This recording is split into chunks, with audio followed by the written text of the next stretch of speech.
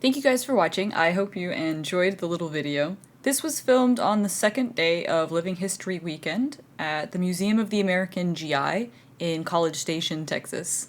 There's a lot of discourse and back and forth in the historical community about reenactments and living history stuff. I am respectful of these people for their efforts and volunteering on the weekend to come out and show and engage. Something I really enjoyed was seeing the amount of children who were interested. Everybody ran into the field to go pick up the shells at the end and were asking questions and very much engaged, and I think that part is important. So thank you to the living history groups that came out and had this display, and to the Museum of the American GI for such a kick-ass weekend. See you guys in the next video. If you enjoyed it, toss a like and subscribe to the channel if you haven't already for some more tanky adventures, and I will see you next time.